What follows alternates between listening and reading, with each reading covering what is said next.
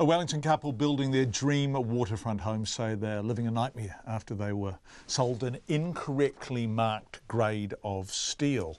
The steel supplier maintains it's done everything it can to help rectify the situation, but as Phil Pennington reports, after months and months of legal wrangling, Gail Van Hattem and her partner Michael Harper are still in limbo.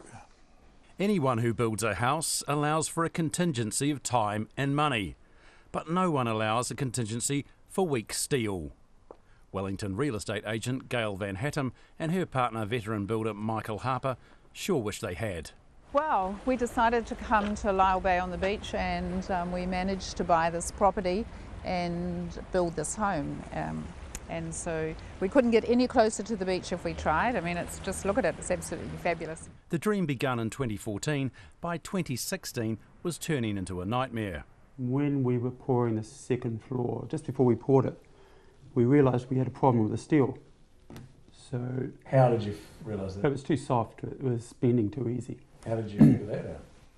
Well, it was experience, you know, a lot of it was just cut and it was the last bit that was bent in the slab. So you don't realise until you bend it. It was always going to be a tough thing to do, building in unforgiving concrete, glass and steel atop a sea wall on a narrow site in front of their existing home. The undoing has been even tougher. Michael has been cutting up his own work with a concrete saw. You can see this concrete mess here that's had to be dug up. So this has all had to be dug out from along the front to support the cantilever. It's propped up now on the rocks below, but not in time to stop the concrete cracking on both floors. This crack that you can see in this floor here is the cantilever, which was originally... This crack here? Yeah, and there's another one across here. With the house a shell, they remain embroiled in months of arguments over what's gone wrong and how to fix it.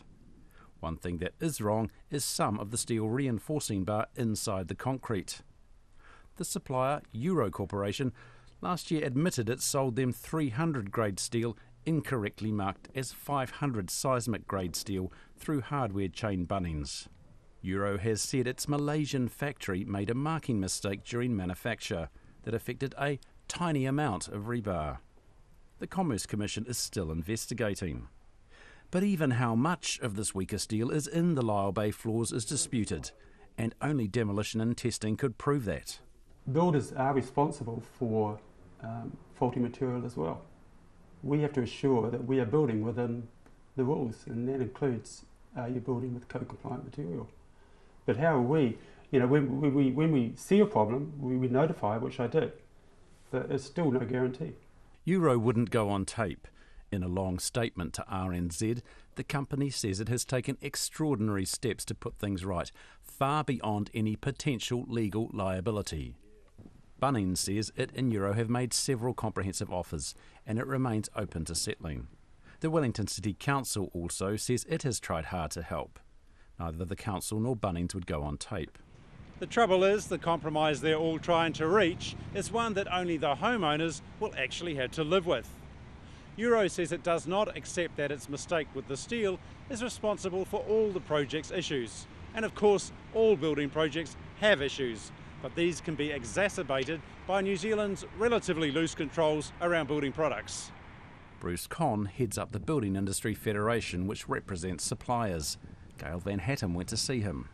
It is very upsetting for anybody in those circumstances, and therefore, of course, one can understand it. All I know is that we, as a federation, take our view that our members should be responsible in these situations, and I think that Eurocorp, the supplier of the steel, has taken a responsible position. Bruce Conn is less cautious when it comes to faulting the system for failing to keep substandard building products out. We suggested that there be a change to the law to require manufacturers and suppliers of building products to label and declare their products as compliant to the relevant standard of the building code. Don't they do that already?